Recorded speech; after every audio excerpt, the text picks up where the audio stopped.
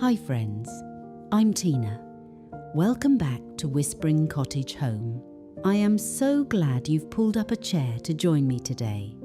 There is a certain kind of magic that happens when the world outside gets a little too loud, isn't there? We all need a soft place to land, a spot where the clock seems to tick a bit slower and the heart feels just a little lighter. Today we are talking about creating a quiet sanctuary within our own four walls. We'll be looking at how to tuck little pockets of peace into our rooms using flickering candlelight, the grace of soft florals, the scent of old books, and those precious keepsakes that tell the story of a life well lived. Before we dive into these tranquil ideas, I'd love to hear from you. Do you have a favourite corner in your house where you go to find a bit of stillness? Maybe a sun-drenched chair or a kitchen nook? Leave me a comment below and let's share some inspiration. And if you enjoy finding beauty in the heritage of home, please do subscribe to our little community here.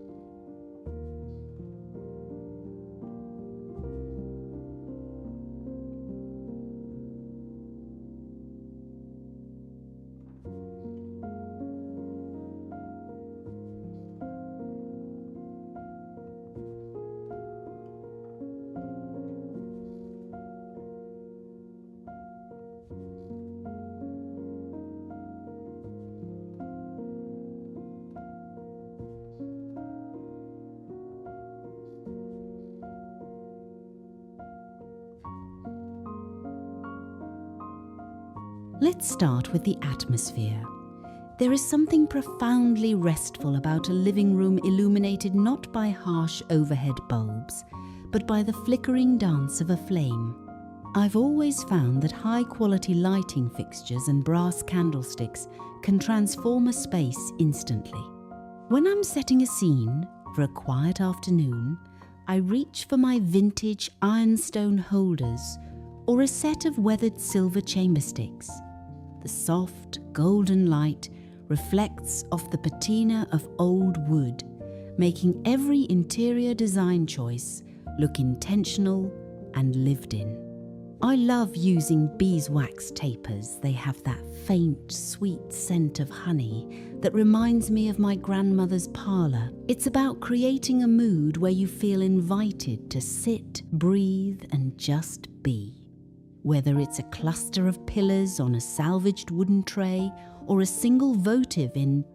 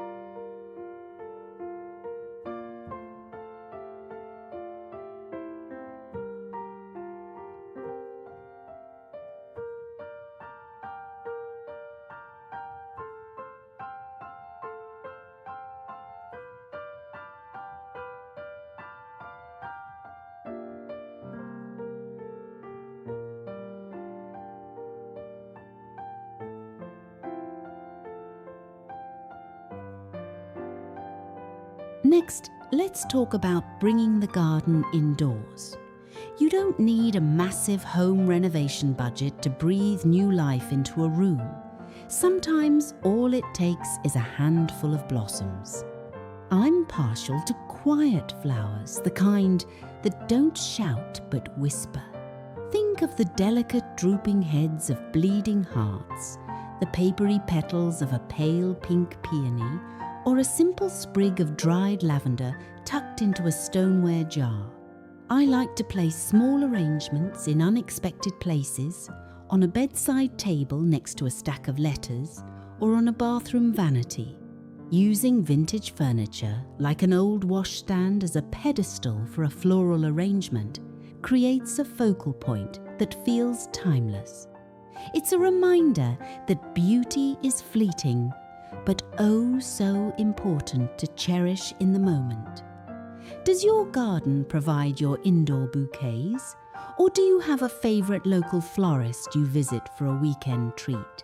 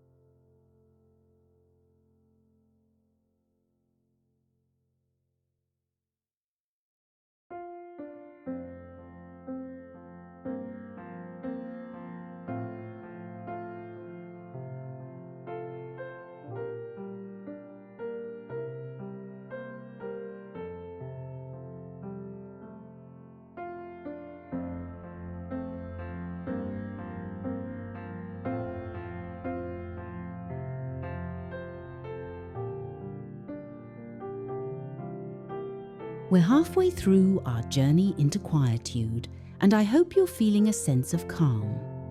If you're finding these ideas helpful, perhaps you're planning a little room makeover of your own? I'd love to know, are you working on any projects to make your home more of a sanctuary this season? Let's chat in the comments. Also, if you're looking for specific home improvement tips that honor the vintage soul, you're in the right place.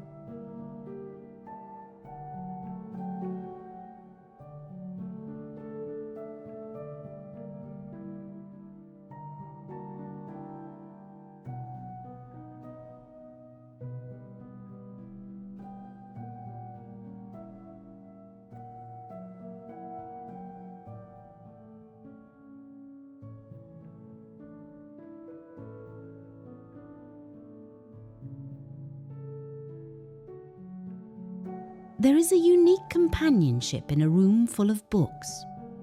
To me, a sanctuary isn't complete without the presence of the written word. I'm talking about those lovely old cloth-bound volumes with the gold leaf lettering on the spine, or the paperbacks that have been read so many times the spines are beautifully creased. Stacking books isn't just about storage, it's an art form. I use them to add height to a display, or as a resting place for a pair of antique spectacles. The smell of old paper that vanilla and cedar scent is better than any store-bought perfume. They represent a lifetime of learning and adventuring from the comfort of an armchair. When you surround yourself with these silent friends, the house never truly feels empty.